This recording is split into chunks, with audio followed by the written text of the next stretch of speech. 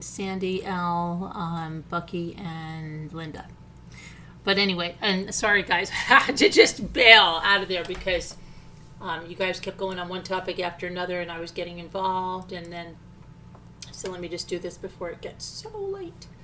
But a couple of things I want to go over tonight. Casey Anthony, you all know who Casey Anthony is. I don't think there's anybody who doesn't know who Casey Anthony is. That's one case that's like, I think pretty much everybody knows who Casey Anthony is, right? Hi, Jen. Hi, Gabby. And let me get over here. So anyway, Casey Anthony has taken to the TikTok platform. She is now debuting a channel as a legal advocate, believe it or not, legal advocate. Yeah, Linda, give everybody my regrets in there, but I had to run out and do this. Otherwise, I was never going to get there. Love you guys. And so let's see what Casey Anthony is doing here. Because remember the last time we heard about Casey Anthony, she had that boyfriend, remember? And where were they living? And they moved up to Virginia, was it? And then we hadn't heard a lot from her again. Well, yeah, she's back. And you know what? She's usually like not, I guess she's going to be front and center there. Casey Anthony, who was acquitted of killing her only child in one of the state's most notorious murder cases more than 10 years ago, she just launched a new career as a legal advocate. This legal advocate, let's remember, did not report the disappearance of her 2-year-old daughter Kaylee for months back in 2008. But over the weekend, she went on TikTok advertising her new role, in which she said she would be a proponent for the LGBTQ community and women's rights. In the video, which she made in her car, Casey Anthony redirects viewers to a Substack account that describes her as an advocate and a researcher, and where she said she would be posting regularly on legal issues. And I quote, she said, "I've been in the legal field since 2011. And in this capacity, I feel that it's necessary, if I'm going to continue to operate appropriately as a legal advocate, that I start to advocate for myself and also advocate for my daughter," she said, for her daughter, inviting people with problems to email her. "My goal is to continue to give a voice to people, to give people tools and resources they can utilize." She was found not guilty of murder in 2011 in a verdict many considered a miscarriage of justice, on the same scale of O.J. Simpson's acquittal on charges that he killed his ex-wife and a friend. She was, however, convicted of lying to police and sentenced to 4 years in prison. Prosecutors painted her as a neglectful mother who saw her daughter as an obstacle to her lifestyle, and they alleged that she murdered the child using chloroform before burying the body in a wooded area behind her family's home in Orlando, Florida. Kaylee's remains were found in a laundry bag with duct tape wrapping the girl's skull. They were not discovered for 6 months, during which time Casey Anthony, who was 22 at the time, insisted to her family that she was busy with work and that her daughter was in the care of a non-existing nanny. Remember Zanny the nanny? Okay. Cindy, her mother, eventually became suspicious at not seeing her granddaughter and reported her missing to police after discovering her daughter's car at a junkyard with a strong odor she later testified was similar to a decomposing body. Her defense team asserted that Kaylee drowned accidentally in a swimming pool and that Casey's father, a former police officer, decided to make the death look like a murder, a claim that prosecutors say was absurd. Ultimately, the jury did not believe either story and acquitted Anthony because they didn't believe the state had sufficiently proved its case. An interview with a juror after the trial said, Anthony's lawyer said that they just felt the prosecution didn't prove their case. Meanwhile, one of her lawyers said that Casey Anthony was a victim of media assassination, while others said the publicity had caused her to become one of the most hated women in America. Casey Anthony has reemerged at various intervals in the years since to tell her version of the story. In 2022, she was featured in the Peacock documentary Casey Anthony, Where the Truth Lies. Now, I don't know if I saw that one. I'm going to have to see it and watch that. The 3.5-hour program at the time was called A Soft Focus Vanity Project from a World-Class Narcissist. And someone that worked on the show said that Casey Anthony has gone through 10 years of intensive therapy since the trial and has struggled to find work. On Monday, Parade, which I've had articles published in Parade, if you didn't know that, reported that Casey Anthony has been living in Tennessee. That's where it was, in Tennessee. Is she still with that same guy? I don't know. I wonder if she's still with that same guy. Let's take a look.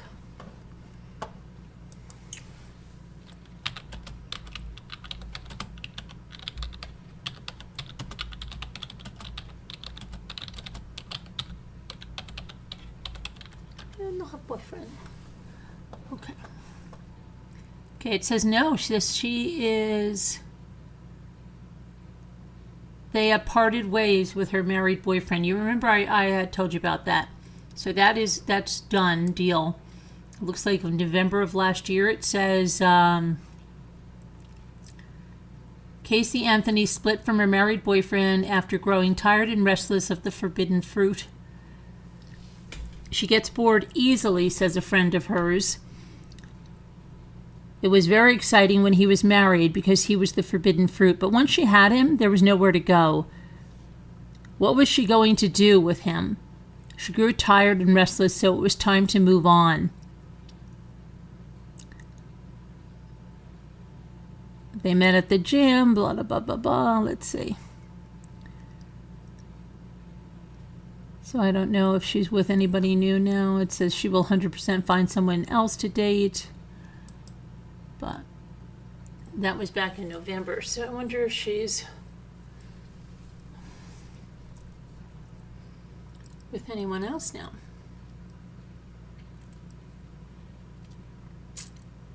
That's interesting. So anyways, you can find her on the TikTok. Okay, now next we're going to talk about this case here, okay? I think I remember reporting on this when it happened. Now this was very interesting in the fact that they thought they were going to have a trial, but then he took a plea deal. But I want to talk about it because in the victim's impact statements, his father, the girl's father, Natalie's father, addressed the court, and he really came down on the state of South Carolina and their justice system because this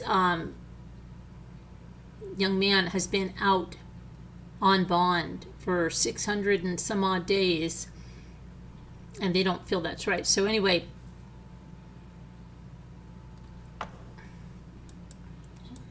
this here.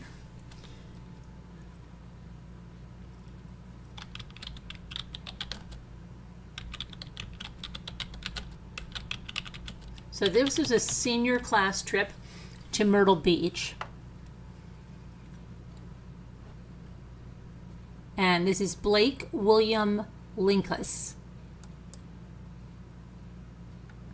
Is his name. Let's see. So they graduated from, this is back, I'm going on 2023 when this happened. 2023, we're going to go and look at this from when it happened. He graduated high school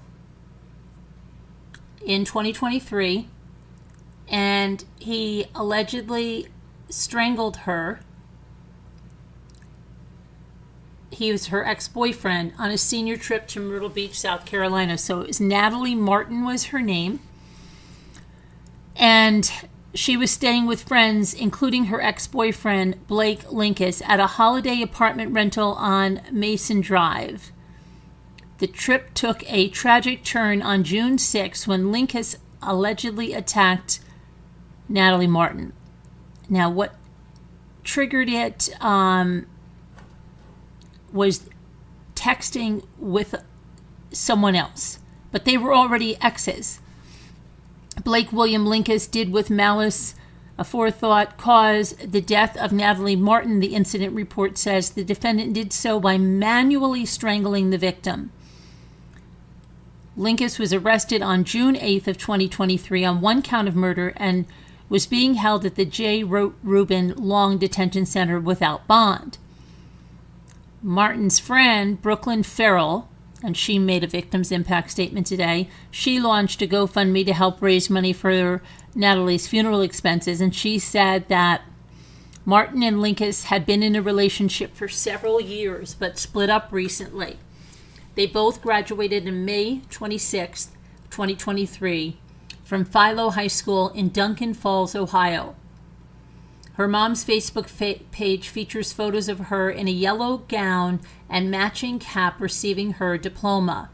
The principal, Troy Dawson, who oversees the rural high school of about 500 students, said that the murder has deeply shaken the community. We're hurting. It's a tragedy. We are just shocked with disbelief. She was well liked by her classmates and teachers and was a very sweet and very funny. She played softball and soccer at the school. Dawson said he wasn't aware of any issues between Linkus and Martin. I'm shocked that this would happen to anybody, by anybody, he said. Her obituary, which ran in the local paper, praised Natalie Martin for her kindness. And I quote, it said, "She brought true happiness to all that knew her.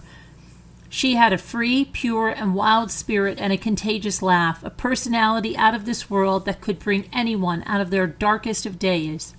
She loved to hunt, fish, and wrangle snakes and could gut and skin a deer better than most grown men. But she was also a nurturer who loved to garden, care for children, and hang out with her 3 dogs." Okay. She is survived by her parents, Megan Dindy and Jesse Martin, and her 2 brothers. Okay, and her father, he gave a victim's impact statement, and so did her best friend today.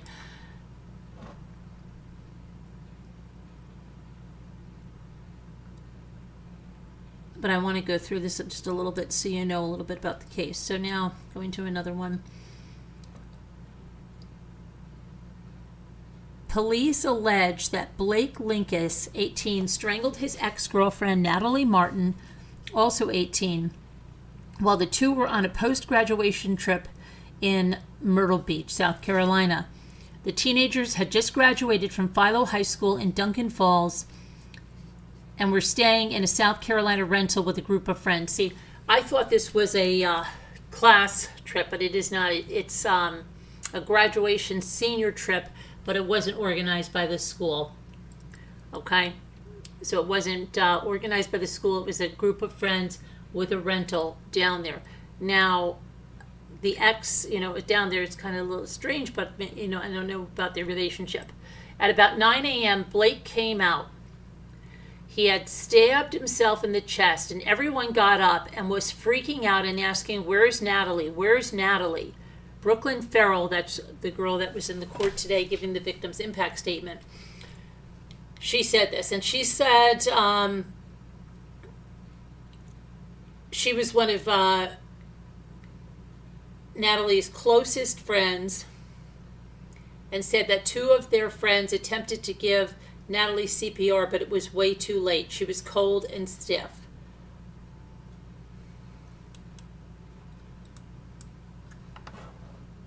Hold on one second. I just want to put another photo out there. Hang on, let me make this a little bit smaller. Okay. They had broken up in February, according to Farrell, the friend. And she said that the Blake Linkus was a high school wrestler and a football player, and he became violent with Natalie at one point before their breakup. He took her and threw her across the room, according to her friend. The former couple was arguing the day before the murder because Natalie was texting another man, according to Farrell. The next night, Farrell said the group of friends on the trip went out to a club, but Natalie wasn't feeling well and went back to the rental with Linkus. When the group returned later that night, Farrell said they needed to go in the back door because no one was answering the front door. And the door to Martin and Linkus's room was also locked. Now, see, I'm a little bit lost why they were broken up, and they were on a senior trip together. Again, not organized by the school, but by the friends, and they were sleeping in the same room if they were broken up. That's a little bit odd to me. It's also a little bit odd to me if she broke up with him because he was violent with her. You know, why?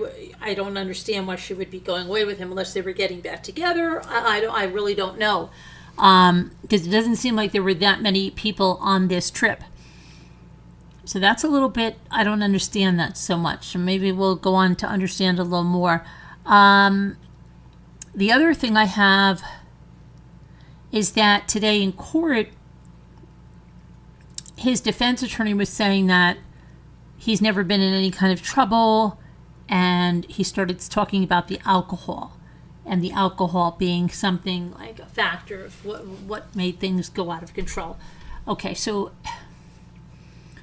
says everyone on the trip was asleep by 7 a.m., according to Farrell, but they were awoken 2 hours later when Linkus allegedly burst out of the bedroom, bleeding from his chest, and quickly repeating that Natalie's not waking up.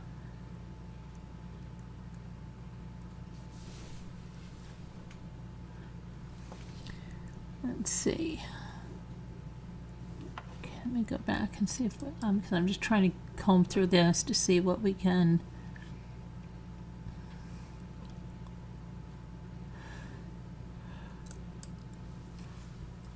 Now we'll go to, like today, he was sentenced to 45 years in prison for the murder of his ex-girlfriend. Before his trial began on Monday, Blake Linkus pled guilty to killing 18-year-old Natalie Martin while on a trip to Myrtle Beach, South Carolina. The teens were on a group trip celebrating their recent high school graduation when Linkus strangled Natalie Martin on June 6, 2023.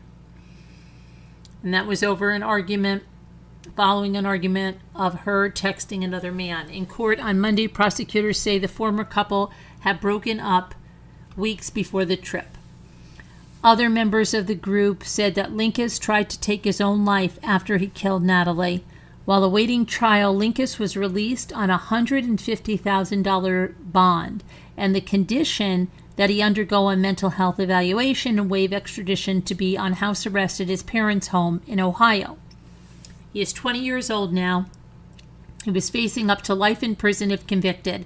Prosecutors asked for a sentence of 45 years, which the judge said was more than appropriate given the circumstances.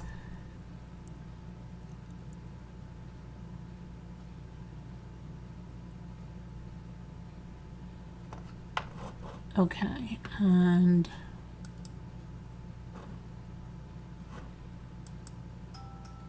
I want to get to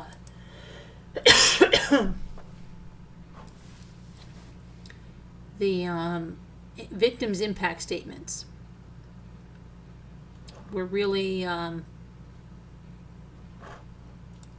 father was very, very upset, understandably, but he came down on South Carolina, and that they let him out on bail, where he has been in, where they live for 600, I forget the amount of days, but yeah, he was really upset. Let's see here. Trying to see if they.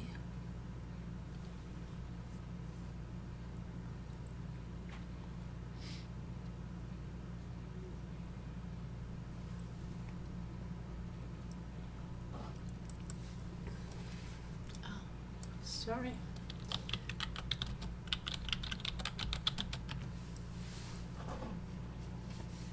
Okay, let's see here.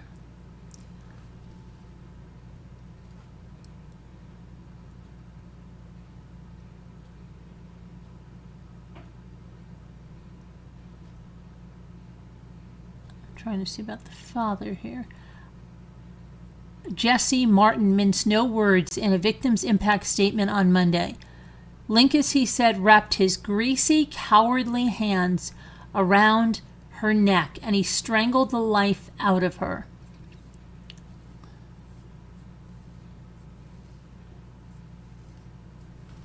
Let's see. Citing her experience,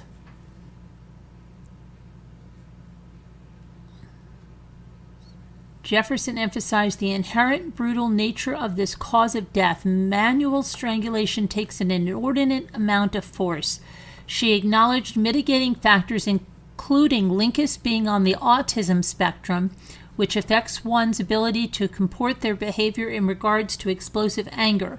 The judge acknowledged the presence of alcohol, the defendant's relatively young age, and his experience. She nonetheless said that a minimum sentence of 30 years would not be appropriate.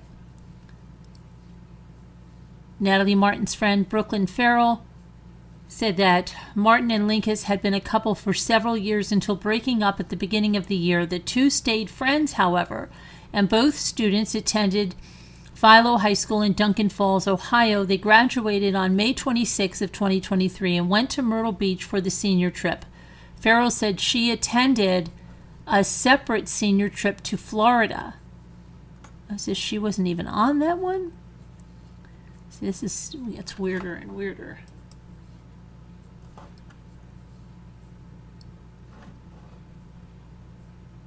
Let me see something else here. Or did I just see Hori?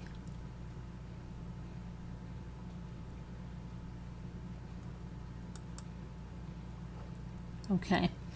And then the defense attorney told him that the first thing he said was that I murdered my best friend, or I killed my best friend.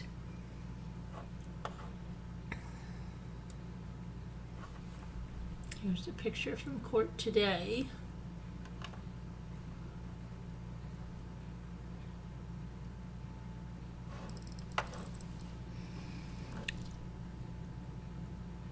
Okay, so he's going to spend 45 years in prison for strangling to death his 18-year-old ex-girlfriend while on a trip to the Myrtle Beach area. Blake Linkus was sentenced to 45 years in prison without the possibility of parole after he pleaded guilty to the 2023 murder of his ex-girlfriend Natalie Martin. The 45-year sentence was delivered by Judge Deidre L. Jefferson after hearing from prosecutors, Martin's father, her best friend, the defense attorney, and Linkus. Jefferson also read letters from Linkus's family. The judge spent more than 30 minutes deliberating before returning to announce the sentence. She said she took into account many things, including Linkus's age, the involvement of alcohol, the aggravated circumstances of the murder, the impact on the victim's family, Linkus's lack of a criminal record, his age, and the assertion that he was on the autism spectrum. The minimum sentence for the charge of murder is 30 years without the possibility of parole. Prosecutors recommended that Linkus, who is now 20 years old and was 18 at the time of the murder, be sentenced to 45 years. Under those circumstances, the minimum sentence certainly would not be appropriate, the judge said. However, I do think that what the state has requested is more than appropriate under the circumstances. I'm serving a sentence to the State Department of Corrections for a period of 45 years. Chief Deputy Solicitor Scott Hickson described in court Monday, March 3rd, what led up to the murder, which happened in June of 2023. Linkus and Martin had been dating since their sophomore year of high school, he said, and had broken up shortly before a group, including the two, took a trip from Ohio to Myrtle Beach. Hickson said that in March of 2023, there had been a pushing incident, which had caused Linkus and Martin to break up. Hickson described Linkus as being controlling and insecure, which he said led to the murder of Natalie Martin by strangulation. Hickson read text messages from Linkus and submitted them to the court for consideration. If we go back to May 5th, you hear the residual effects of this pushing incident that resulted in the breakup in this Linkus text. He said, quote, "If you hate me so much, I just want you to try to find someone else so I can beat their expletive and feel a lot better about it." Adding that Linkus told police officers that he was mad at Natalie for texting another guy during the trip. Hickson said cell phone activity between Martin and Linkus ended at 10:17 p.m., the last time Martin ever used her phone. Linkus used his phone again at 11:02, and he texted his father and said, "I got mad and screwed up. I love you guys forever. I really don't want to do this, but I have to." Defense attorney Francis Humphreys said Linkus told him that he killed his best friend and that he would accept any punishment anybody decided was appropriate. The murder, Humphreys said, was fueled by alcohol and jealousy, and that Linkus expressed remorse. Humphreys said he believed a jury may have delivered his sentence for voluntary manslaughter instead of murder if they decided to take the case to trial, but that Linkus decided he did not want to go to trial. Before his sentencing, Linkus told the judge that he was sorry and that he swore to protect Natalie Martin and failed. "I chose no trial to end some pain for Natalie's family and everyone else," he said during his brief statement.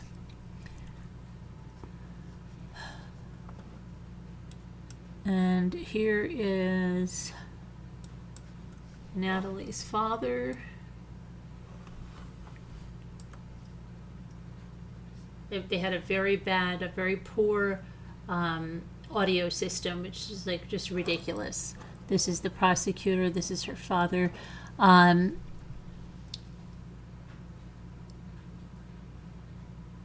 So her father, this is what he said in his statement. The judge slammed the gavel, and for the price of a used SUV, your daughter's murderer can go home for the next 635 days. 635 days he can live his life, driving around, doing whatever he wants. I'm not here to argue about policy or procedures, and all this has to do with cases like this in South Carolina. I'd be in over my head with that, but you know the reason he was granted bond by Judge Tommy Cooper was because he wasn't violent. I think my daughter would beg to differ.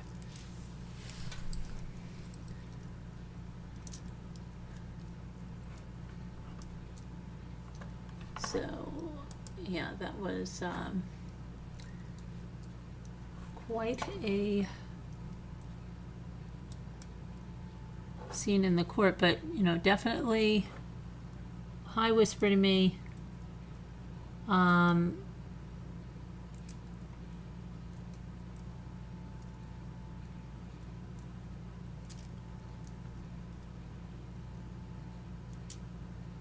How's everybody doing in here?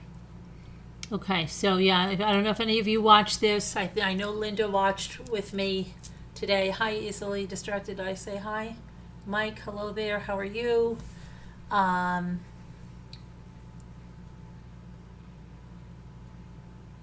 Oh, you're talking about Casey Anthony, I guess, there, right?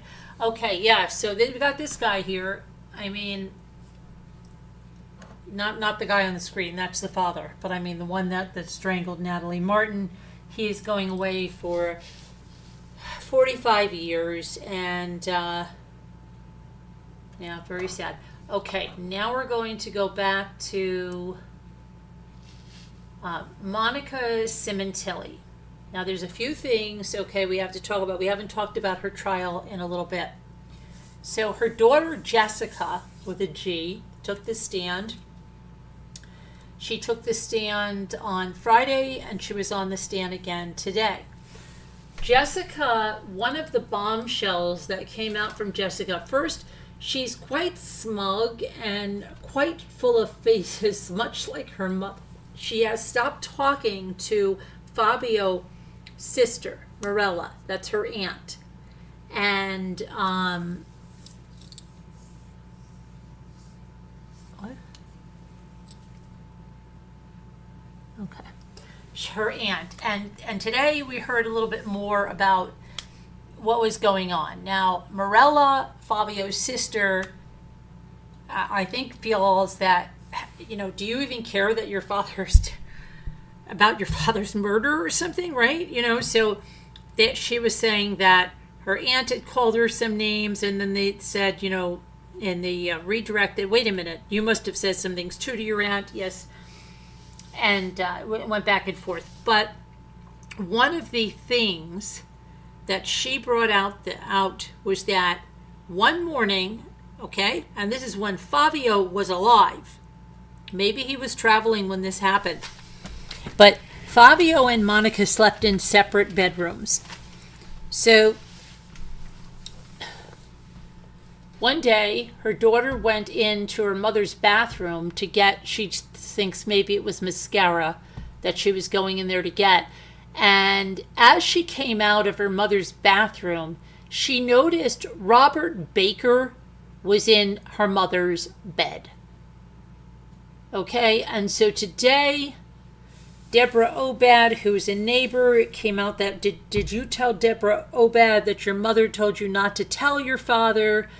And she really didn't sound so shocked and said that she asked her mother, and her mother said, oh yeah, well, we had a party and he had too much to drink or something. And even if he had too much to drink or anything, and she said there were other people there, but they didn't even know if there were other people there. What the heck is he doing in the mother's bed when she's a married woman? Why? And it's her racquetball coach sleeping in her bed? Come on. So, yeah. They whispered to me, this is the craziest trial. You haven't heard nothing yet. He put his sperm in a toothpaste tube. He put his sperm, you heard me, in a toothpaste tube and passed it along to her. And it looks like it was to get her pregnant. This is the most crazy case, but Fabio was still alive when Robert Baker was in the bed. And what they're saying is, okay, yeah, they may have been having an affair. Yeah, they may have questionable morals and all of this, but she didn't kill anybody and she didn't know what was up. But she did know what was up. And there's plenty of evidence. All right, but we're on day 21 of this trial. And I don't even know, because they still have to have Robert Baker testify. And they have to have Christopher Austin testify. And he's the guy that they found recently was the accomplice that stabbed brutally Fabio Sementilli with Robert Baker. But we were listening to them having these conversations, and these conversations are so strange. And they must think they're so intelligent because they have this whole coding, and they were going to pass codes along, okay? So at one point you see a paper, and just think about this. Think about a piece of unlined paper and just numbers, neatly written, but just numbers in columns not making any sense. So he was saying, we're going to do equations, and that'll be our code. They were calling in to a lawyer who was a friend of Robert Baker's. He was having the receptionist there route their calls so that they wouldn't be on their lines, okay? But even Robert Baker kept messing it up, and she's like, are you calling for your number? And he's like, I am. And she's like, oh, then I can't tell you the good news. And he didn't understand much, but he said, oh, I'm going to send you these equations. And then they came up with this code for something. I'm not kidding. It was like, all right, now listen, now take this down, because then you're going to add the two numbers together. +2, -1, +2, +4, -1, +4, -2, +1, +1, +2, minus 1 plus 2 minus 1. Do you have all of that? Yeah. What is this? Okay. It's the most crazy thing. That's their code. You have to get a little cup of iced coffee. Okay, be right back. I think I just learned about the case the other night. Yeah, this is a crazy case. What happened is, for those of you that don't know, Fabio Sementilli was a celebrity hairdresser. He is an Italian man born in Canada, living in Toronto. He had a salon with his sister Morella. They were very well known. He was married to one woman, had a son, Luigi. Then, I don't know whether he was married when he met Monica, but she was working in a clothing store that was like a few stores down from the salon. Okay, he met Monica. They got together. She's Italian too. He's full Italian. She's full Italian. And they got together, got married, had 2 girls. He had opened his own salon, but he started working with a company called Wella. And Wella made him an offer to move to the United States, to move to Woodland Hills, and he would be like the head of their education department. And he had a really great personality, and everybody loved him. And he had to convince Monica to go to California. Well, she did, and they moved to Woodland Hills, and the company was really good to them. They helped them, with their house and with vehicles and all of that. And Fabio was really, doing very well. And then they bought like another house shortly before his murder. And then he bought a Porsche. And so they were living like nice lives, right? And meanwhile, and I don't even know if I was realizing like how long she was dating Robert Baker, like basically right in the town. I mean, it was just crazy. Can't even believe it. But racquetball, which I thought racquetball like died out in the early 80s, okay? Anyway, over there at the Planet Fitness? Monica was joining a racquetball team, and she met a few people on the racquetball team, but most of all, the racquetball coach was this guy named Robert Baker. Now, Robert Baker is an ex-porn star. Yeah, truly. Ex-porn star, but he's also an ex-offender because apparently he was married before and allegedly, I think, screwed around with his wife's daughter. Okay? So now Monica, who's living a really nice life, goes with this guy who's like, he's nothing to look at, but like I just told you, he's a ex-offender, an ex-porn star, and she's enthralled with this guy. I mean, she is literally like salivating over this guy. Okay? So you should hear them on the jail calls. And he's like, I love you so much, and I'm going to think of you at 9 o'clock and say I love you, and we should get married if you think that's, good thing to get. Of course he wants to get married to her. So anyway, she starts getting in like the best shape of her life and playing all this racquetball. But meanwhile, guess what? That's not the end of it. She ends up going on a swinging site. Now, I think she even did the swinging site when Fabio was still alive as well. And it was, what was the name of it? Lifestyles, something Lifestyles. Well, it was a swinging site. And then there were these other people, this other couple that was playing in the racquetball league, and they went away to Vegas with them after Fabio died, but she called Fabio's company and told her that she was going away with girlfriends because she was mourning so bad. Could you get us a deal? And she got like an amazing deal on a 2-bedroom suite.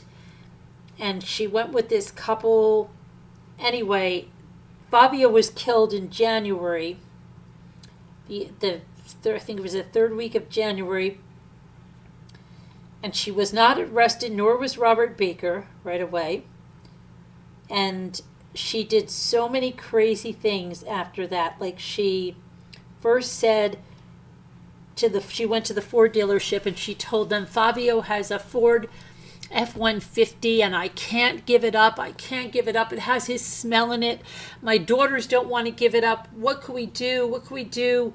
And they worked out this big thing for her where literally they were going to let her keep the car, and then she goes, oh, they don't want to keep the car now. They want to trade it in, and I want to get a different car.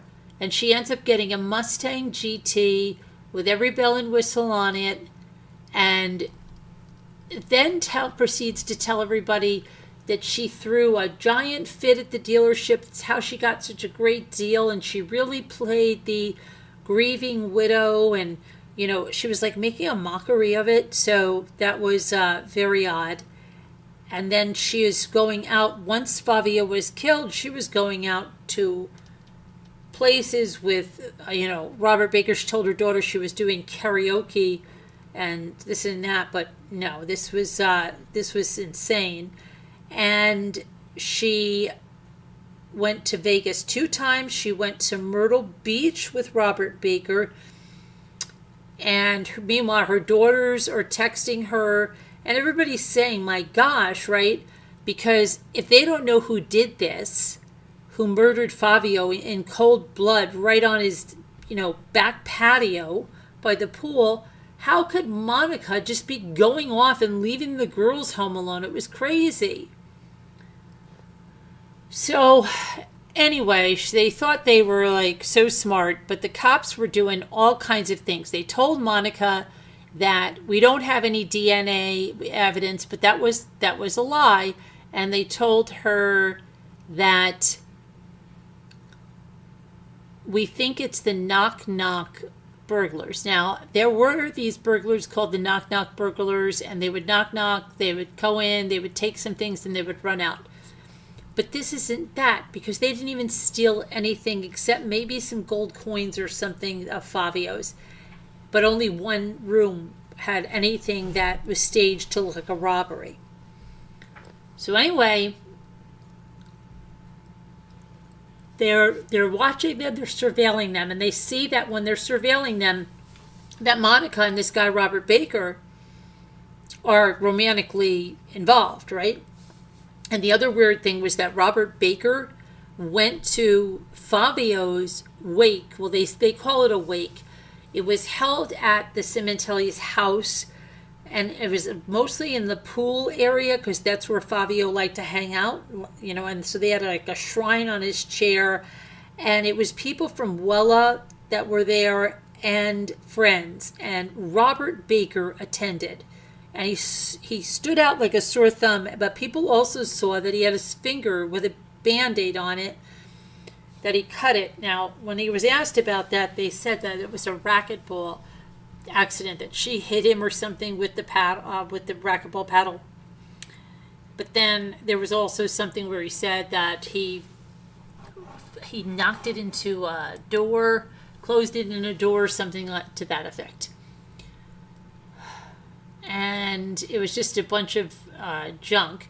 Meanwhile, in order to plan this murder, she had to get her security system, which for the time was a big upgrade, so that she could go with an app on her phone and monitor the house, monitor the cameras. So she was doing that on the afternoon that Fabio was killed. and her daughters, one was going out there out and the other one had to go babysitting, but she knew the one was going home to discover Fabio, which brings me to the corn rake murder, where the guy says who would send their child to go find someone murdered. Well, Monica Sementilli did. She knew her daughter was going home there.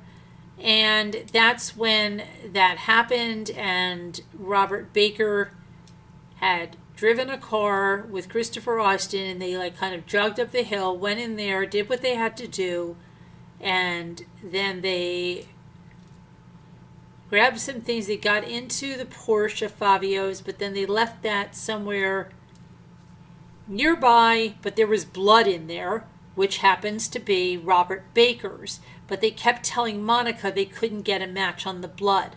So in June, when they finally arrested them in the Mustang, they thought they were getting arrested for some kind of a stolen vehicle or something, or they thought it was stolen, and it was nothing really, and they put them in the both back of the police car together. And of course they were being videoed and recorded, and these two would say the most crazy things, okay?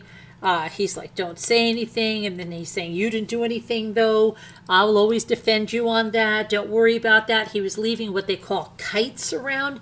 Kites are notes that the inmates pass around, these kites, and when they go to court together, he would leave them under the banisters and stuff. And it's so gross, because one thing that he left somewhere, one of the deputies had to say that he goes, I reached my hand in there, and everything was covered with this substance, and it was just so gross.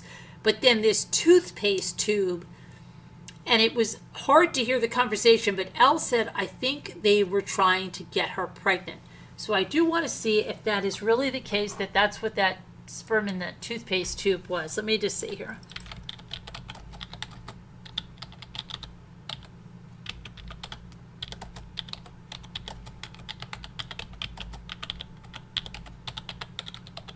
Let me see.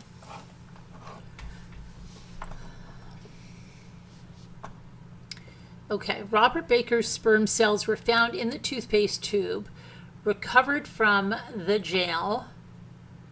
Let's see. And they had a DNA analyst confirming that.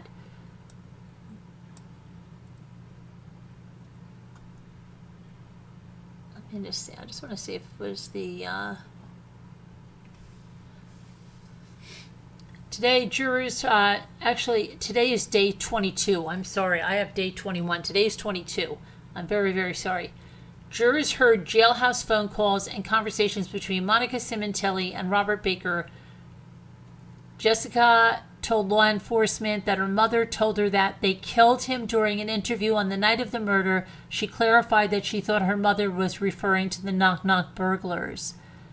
Detective Mitzi Roberts said that a Facebook message on January 26 of 2017 led her to the investigation of Christopher Austin, and she was able to make a connection of Robert Baker and Austin through phone and bank records. And that was really interesting how she pieced that together and got that, all together there now.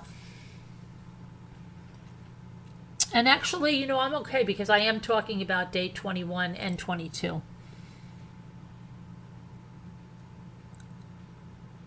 Jessica Sementilli told jurors that she saw Robert Baker in her mother's bed in 2016. Okay, that was just crazy. Absolutely crazy. But I think they were, I don't even know how she would get pregnant with that. It never got to her. But the sperm, how long are they going to live in that toothpaste tube, which, who knows, what did he do? Suck all the toothpaste? It's so gross. Let's see this. Hold on a minute.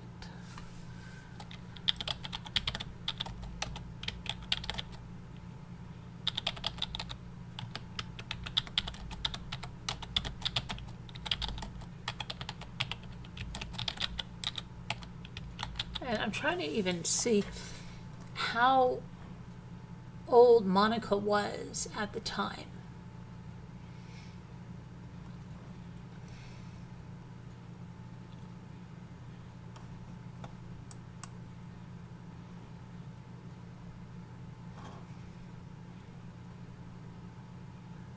But I think that was the deal there. Isn't that crazy?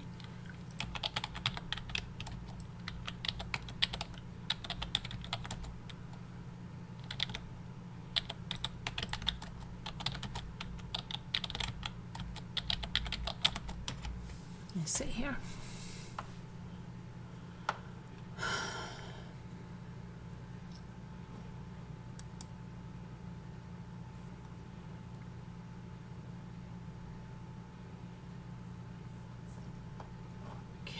Just trying to see if there's anything more about this. As it was really... And the Skelton brothers were in court today. And Donna Adelson. There's a lot to unpack that's been going on. Well, that's about the gist of Monica. And I don't know when Robert Baker is going to take the stand. I am really hoping that this is going to start coming to an end, because this case had, like I told you, the longest opening statements you have ever seen in your life. Opening statements, what were they? Over 2 days of opening statements? They literally brought out every bit of information, not just in a little overview, but everything they were going to do. It was just crazy. Now, I want to see about Donna Adelson, because she was back today.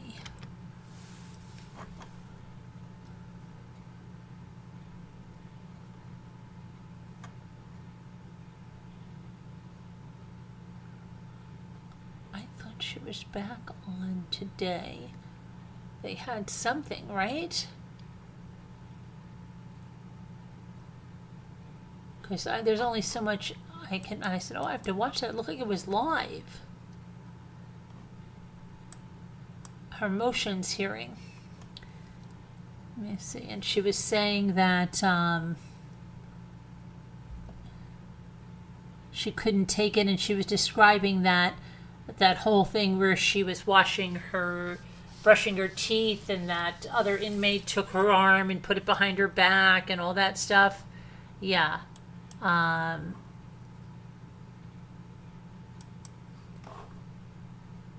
But I don't think there's been a ruling on whether she's going to get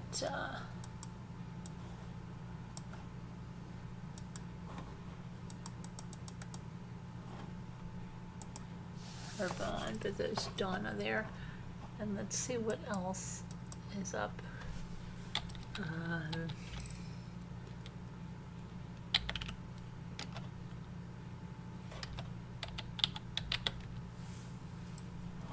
Dolly Parton's ultra-private husband of nearly 60 years died at 82. Just so if you missed that.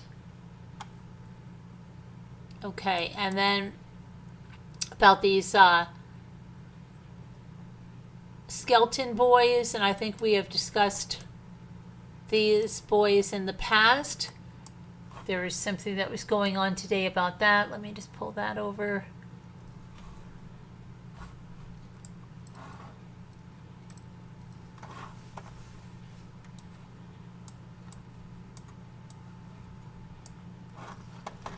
Beautiful kids. Andrew 9, Alexander 7, and Tanner Skelton 5 disappeared when celebrating Thanksgiving with their father in 2010. Their father, John Skelton, was sentenced to prison for not returning the boys to their mother. Their mother, Tanya Zuvers, believes they were killed by their father, but he was never charged in connection with their deaths. Yes, I definitely did cover this way back. A Michigan court was set to decide on Monday whether to legally declare the 3 boys deceased. They disappeared 15 years ago after spending Thanksgiving vacation with their dad. The boys' mother, Tanya, was seeking a divorce from their father. Now, with more than a decade and no answers, Zuvers is requesting a court to declare her 3 sons dead. She filed the paperwork for the process in December of 2023. On Monday, March 3rd, a Lenawee County court heard from investigators that there are no signs that the boys are still alive. In November of 2010, when the children did not return to her the day after Thanksgiving, police traced John's phone to Ohio at 4 a.m. and back to Michigan after 6 a.m.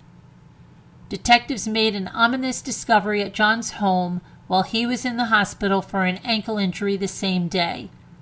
Amid the mess in his house, police found a noose hanging from the second floor, an open Bible with a verse circled, and a note seemingly for Zuvers which read, "You will hate me forever, and I know this." On one occasion, when his church pastor confronted him about the boys, John allegedly said, "I sent them home." Burroughs testified statements he said implied John had killed the children. "I'm confident they're deceased," Larry Weeks said, who was a Morenci police chief in 2010. The boys' mother also believes John killed them. The investigation revealed internet searches by John looking up instructions on how to break a neck. He further alleged that John had lied about the children's whereabouts, making false claims that they had been handed over to people for their safety. Zuvers also alleges that John claimed the boys would hibernate until they graduate, citing a statement from the bereaved mother. Zuvers told the court on Monday that this legal declaration will allow her to pay respect to her sons and put a date on their headstones. Because their dad showed them no respect, she said, because any loving father would not have done what he did, and I owe them the respect. The decision came after much thought and discussion with my family and friends. It did not come lightly, and it was definitely a difficult decision to make. She previously said in a statement in 2024 that no parent wants to lose a child, but to have the court step in and declare them deceased is just unfathomable. Sorry. On Monday, John appeared in court via video, and he declined to participate. "Everyone has got lawyers. I don't," he said. "I'm at a disadvantage. Anything I say isn't going to make a difference." So, yeah. Poor kids. Terrible. Unbelievable what some people do. It's just crazy.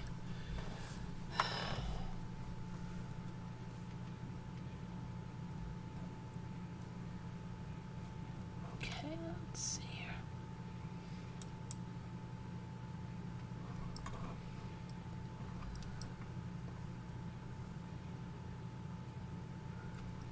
Okay, and we have the Slender Man Stabber's release, but he's not free just yet. Morgan Geiser won't be free from a mental hospital just yet. She.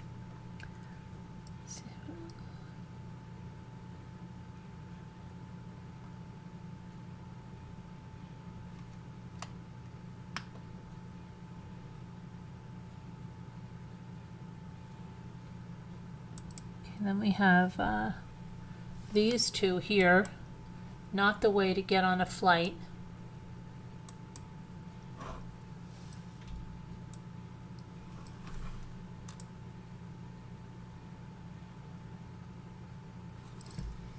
So on Sunday, March 2nd, 2 passengers left the Miami International Airport, not on a plane, but in handcuffs after they physically assaulted the airport staff. The Florida couple attempted to force their way onto a flight in Cancun. Now, on the morning of March 2nd, Rafael, Narvaez, and Beatrix Report de Campos Maya were reportedly running late for their flight to Cancun from Miami. They allegedly attempted to force themselves through security to get onto the aircraft. In a video that was shared on social media, at least 5 officers appeared to attempt to restrain them. One of the 2 suspects allegedly threw coffee at one of the airport staffers during the scuffle. A representative from the Miami-Dade County Sheriff's Office alleged to the media. The incident concluded with Novares being escorted in handcuffs to a police car on the tarmac. Both of them were charged with 2 counts of battery and trespassing on property after warning, according to their booking reports. And the gentleman there got the added charge of resisting arrest. As a result of the incident, the flight was delayed. The American Airlines flight to Mexico was scheduled to depart at 9:01 a.m. and arrive in Cancun at 10:56, but ultimately departed at 9:10 a.m. 9 minutes. Okay.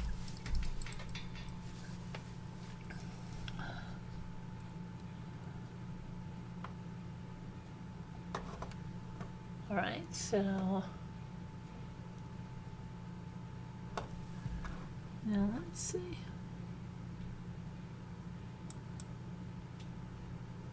A pregnant woman took her own life because she had morning sickness. They had the hyper remesis, where you can't stop vomiting. A lot of people have to be hospitalized for that. I think my sister had that. Anyway, Susan Cronshaw says her daughter Jess struggled with hypermesis gravidium, and it was so severe that it led to the loss of her life and that of her 4-day-old baby. The UK woman whose daughter took her own life while struggling with that severe pregnancy morning sickness is saying that no one took the illness seriously, and if just one person had helped her daughter, it would have changed the outcome altogether. Susan Cronshaw is now sharing Jess Cronshaw's story because I wouldn't want anyone to feel how Jess did. She felt like no one was listening, and they weren't. It felt like they were just being pushed from pillar to post. There was nobody talking about it or being in charge of it. Her 26-year-old daughter had been diagnosed with HG, an extreme version of pregnancy sickness, which Kate Middleton famously struggled with. The debilitating condition causes extreme nausea and vomiting, often leading to weight loss and dehydration. It can be managed with prescription medication at home, but in extreme cases, it requires patients to be hospitalized and given IVs. She couldn't drink, she couldn't eat, her weight was dropping, her skin was white, she just wasn't Jess. And as Jess herself said in a tearful voice memo to a friend, honestly, it's like the hardest thing I've ever gone through in my life. The constant nausea, there's no relief from it. I just spend my days in bed. It's just horrible. No one recognized how sick her daughter was, Susan said, sharing that Jess was given anti-nausea medication, but then advised not to take it because it could harm the baby. In November of 2022, Jess was 28 weeks pregnant when she took her own life. Her daughter, Elsie, was delivered via C-section but died 4 days later. We had her christened. She got reunited with her mom, and there's no words I can give you, just heartbreak. Living my life now feels like I'm lost. I'm sorry, and I don't know why that didn't get onto that either.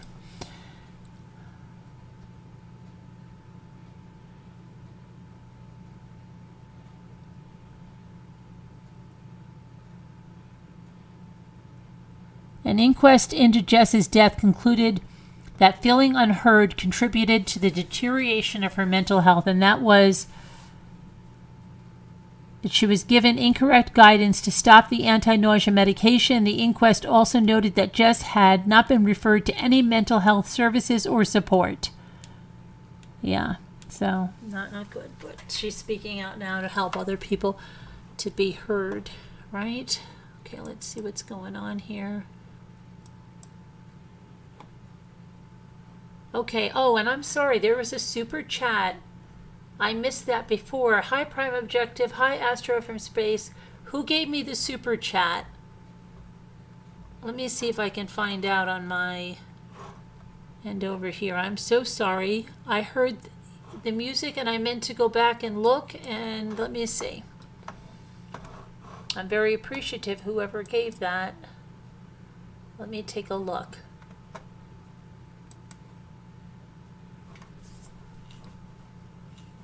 See if it's in here. Oh, Mike. Thank you, Mike.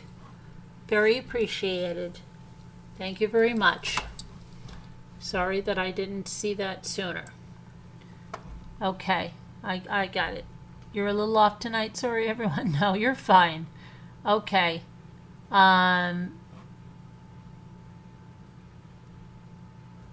she's not at the airport. She doesn't want to fly anymore. Okay, but that was that's about what I have for tonight. I mean, in those cases, anything else going on? Let's take a look if there's anything else. That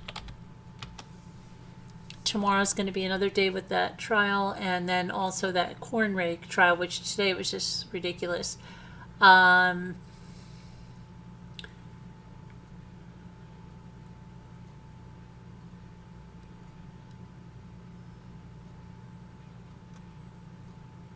Let's see.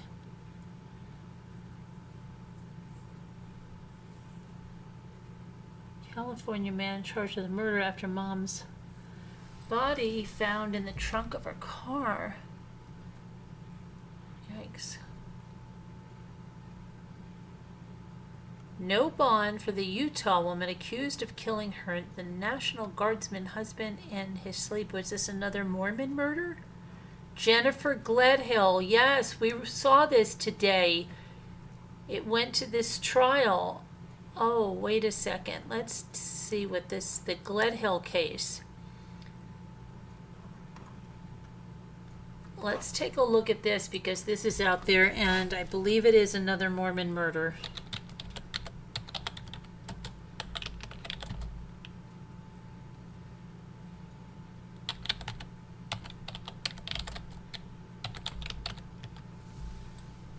Okay, let's see here. She had a hearing today.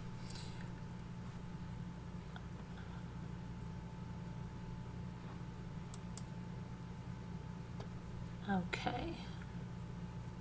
So she's a wealthy Utah mom, and she made a chilling call.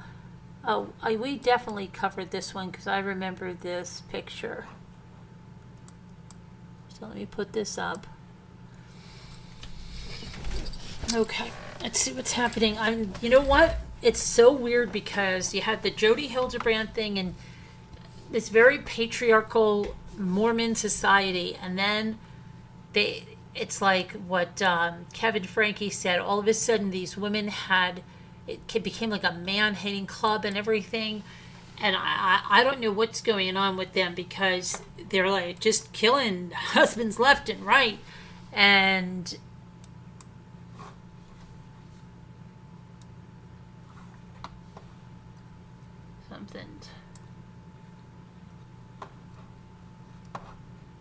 whatever it is. Okay, so there's the family there, and let's see what happened here. Wealthy Utah mother of three is accused of fatally shooting her husband as he slept, following a screaming match over her alleged affair, comparing herself to the Alice in Wonderland Queen of Hearts in a chilling call to her lover, telling him she was like off with their heads. Jennifer Gledhill, 42 years old, fretted that he now saw her as a monster. She killed her husband so that she and her lover could be together.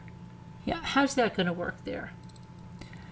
The Salt Lake County prosecutor Emily Paulos presented new evidence that she said connects Gledhill to the alleged death of her husband Matthew Johnson, 51, in their $1 million Cottonwood Heights home about 15 miles south of Salt Lake City in this past September.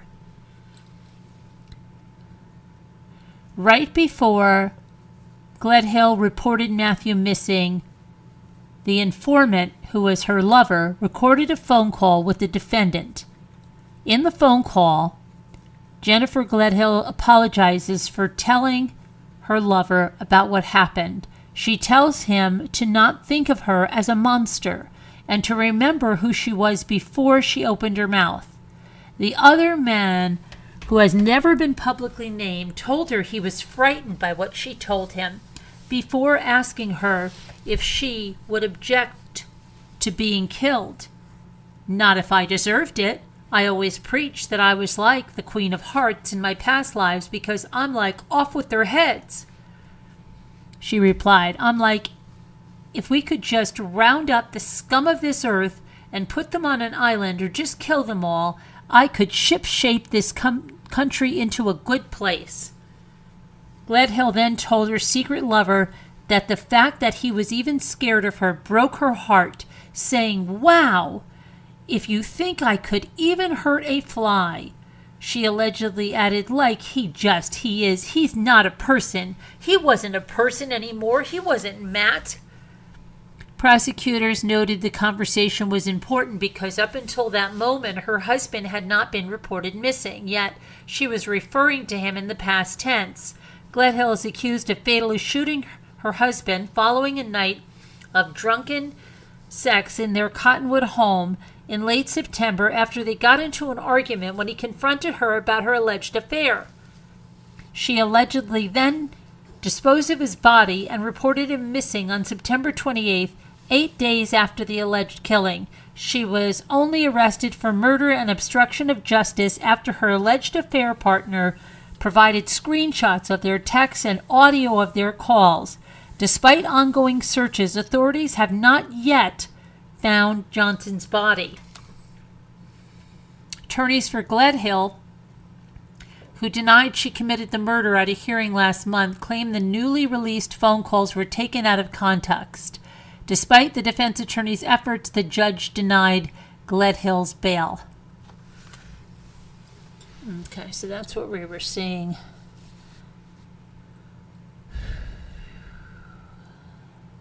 Now, why did I see her walking through there?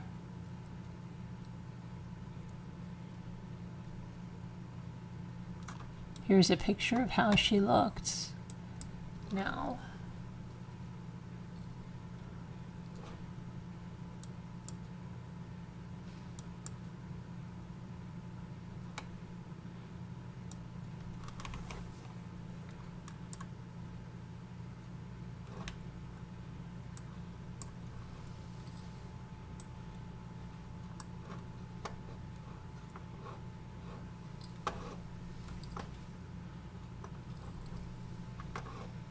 okay. So that's that. Let's see. She has a fantastic recipe for mashed potato spiked with antifreeze. Okay.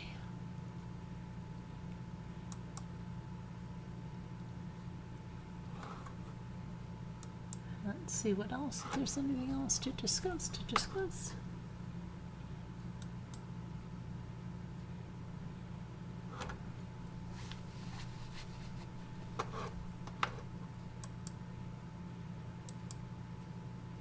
Time is it? 2 o'clock. I've got a busy day tomorrow. I've got to go for they're in the playoffs with their basketball team and the varsity basketball team, and we've got to go to a game which is like an hour and a half from here, and so that's not going to be early, but I have other things early to do, so I better just do the word cookies, I guess, and we can talk more tomorrow. Maybe I'll try to do something in the afternoon or before I go tomorrow. What? You don't understand people's thinking? I know, it's crazy. All right, let's do this. I just had one more to get over here. Is it dubbed? No.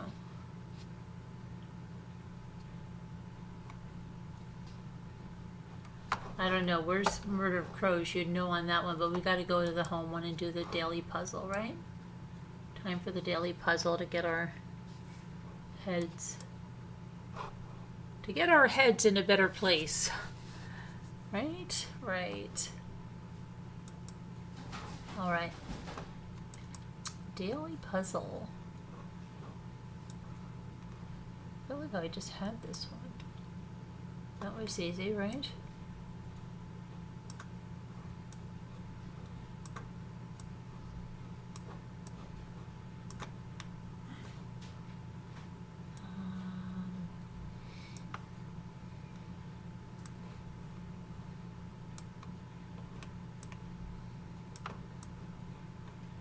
Four.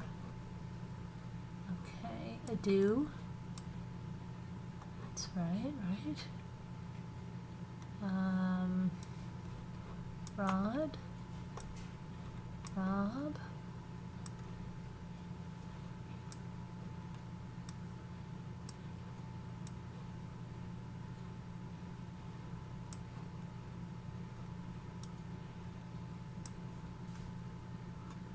Orb.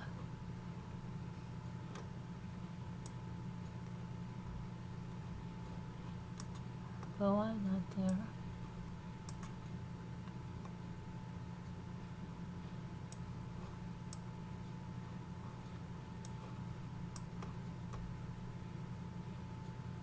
Jab.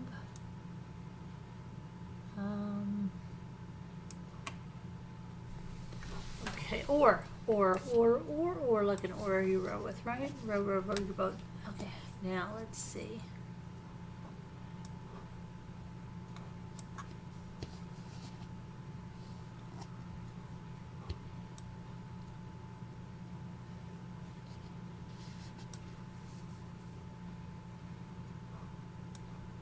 What about a Brad? No?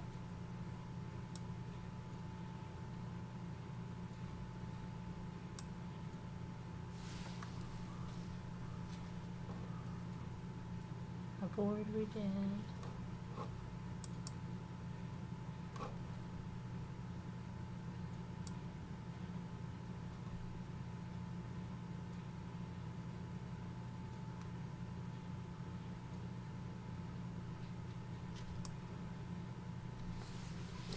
Let's see.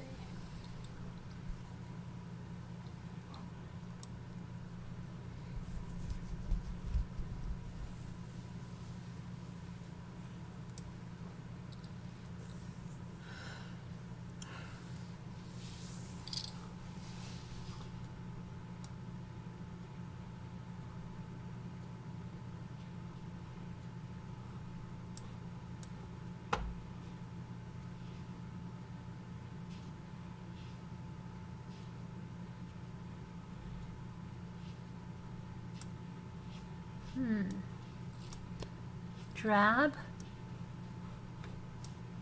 Very good, drab. Okay, got drab. Roar, but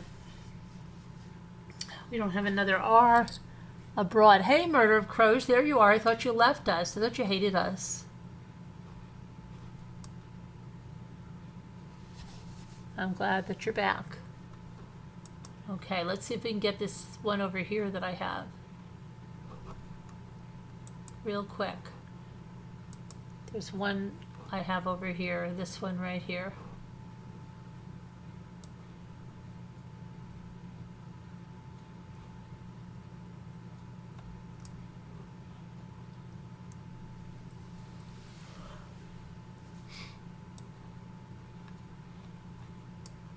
Oh, it's delve. I got it. See, how come I can see it after a while, right? Not crazy. Yes. This is sting. No? Stint. In.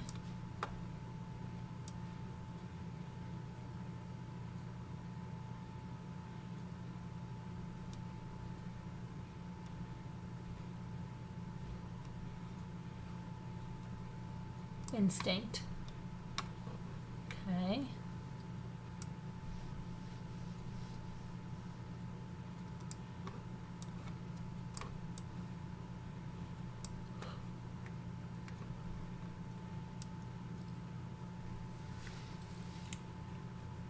Thank you, Warrior Crows.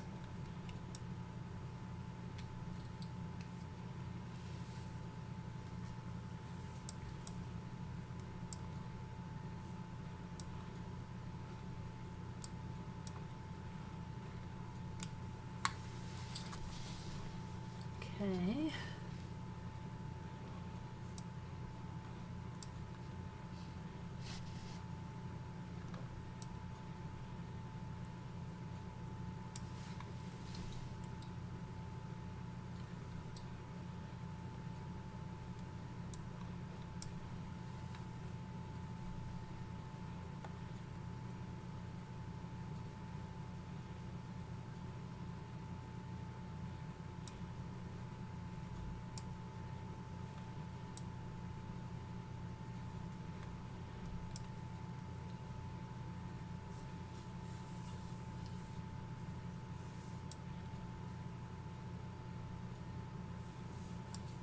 Tints.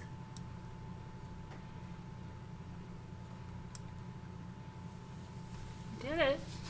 That was easy, right? That one was easy. See if we can pick up any free stuff.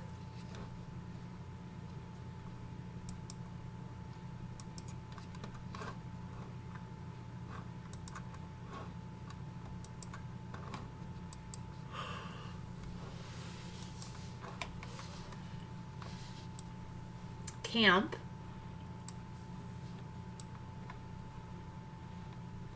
Uh-oh. Campy. Ramp. Uh-oh. Uh-oh. Okay, how about racy?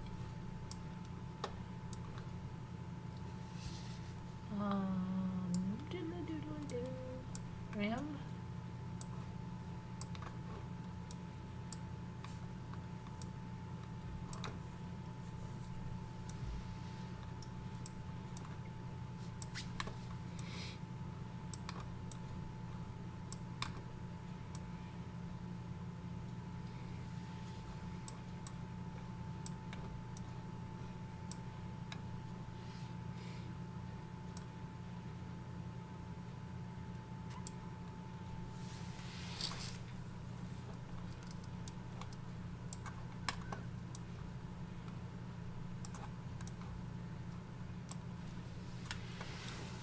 Okay.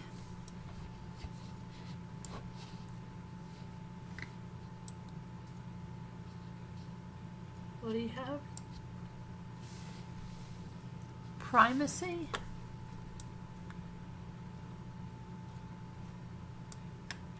Very good.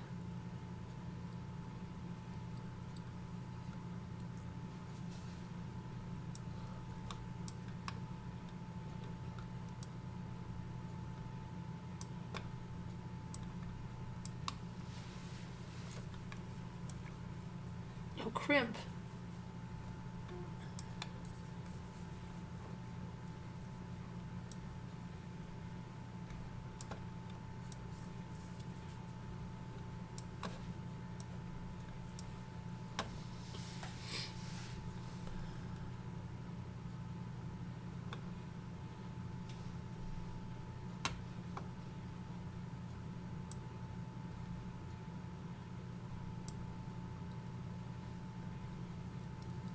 Okay.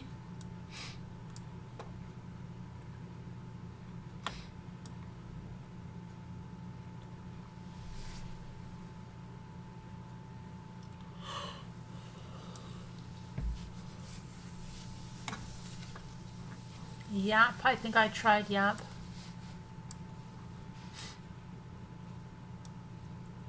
It's okay. Prima donna. I feel like deja vu, like we had that already.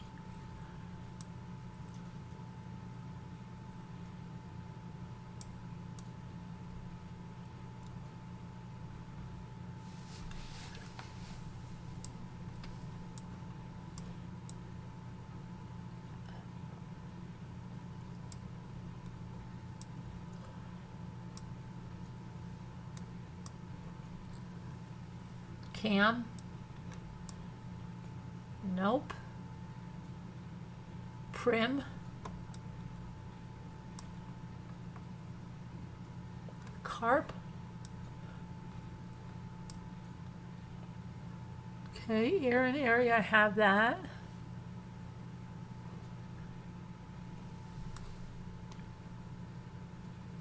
Oh, may. Mother, may I?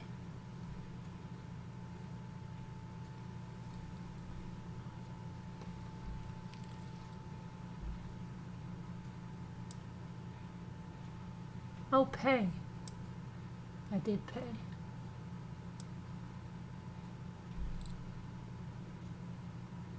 Arm. Arm. Arc. Very good. I tried Gail, I tried Mary.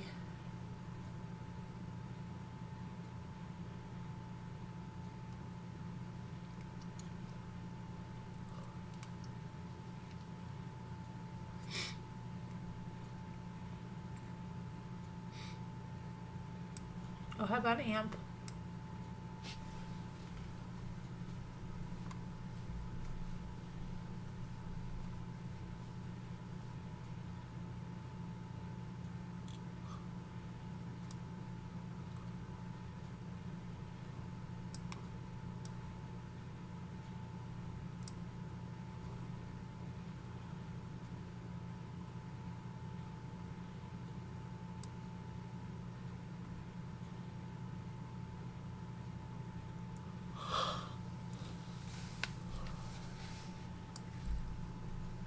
This one is hard, you think, imp?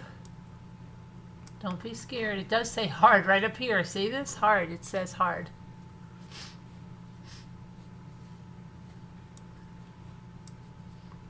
Icy. There's icy. Pricey.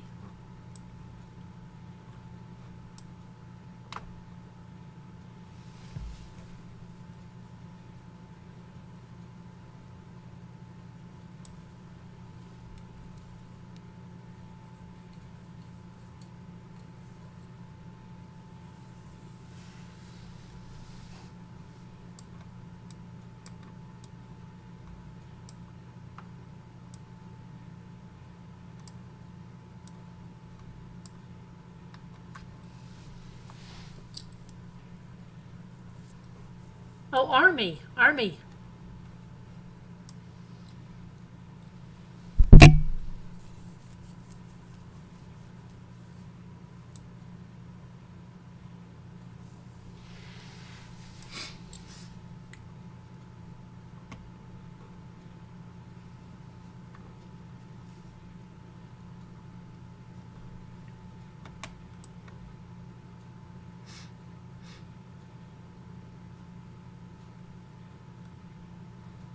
Pram.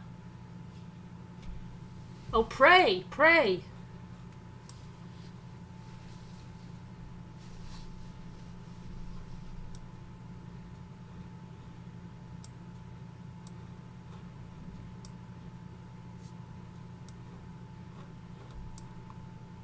Cram. We're almost done.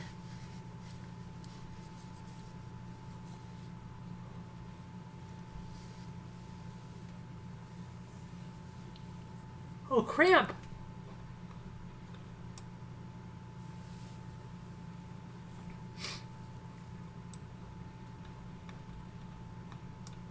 Crampy?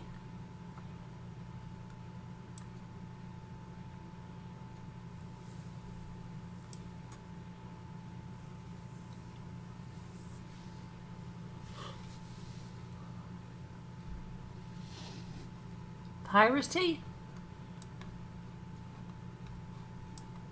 Beautiful. We did it. Teamwork makes the dream work. We did it.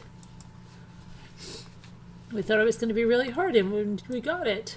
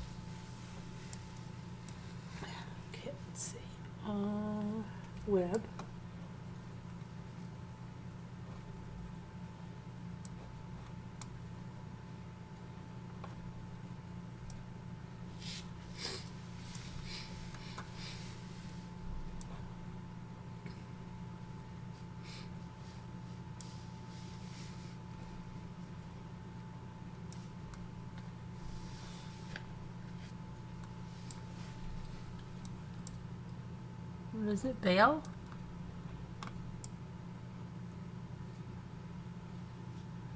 Okay. Able I have. Lab, law, got those. Bail.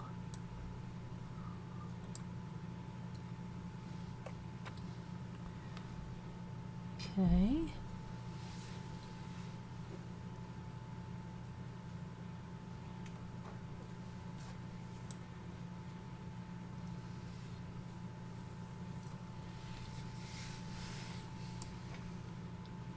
Let's see.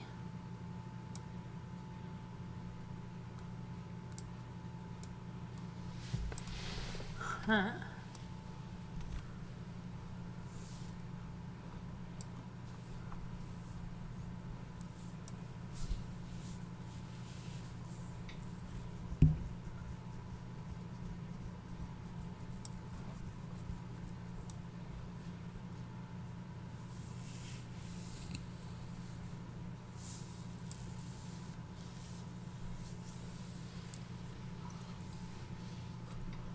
What is it? Beal? Nope.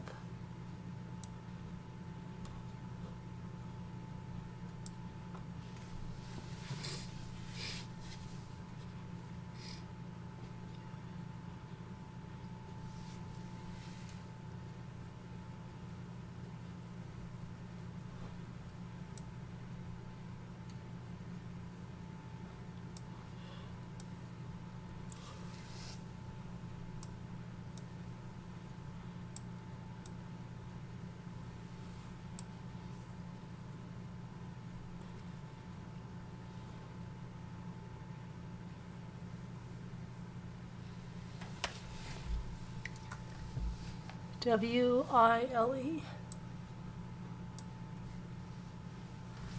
Okay.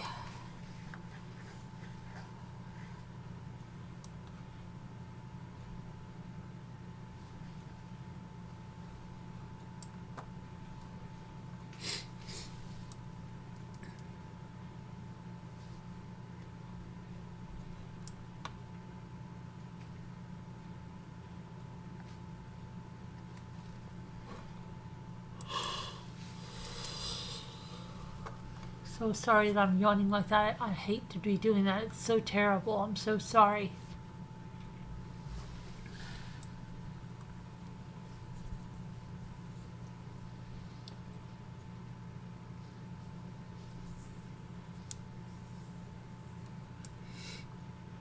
What is it? The veil? The whale?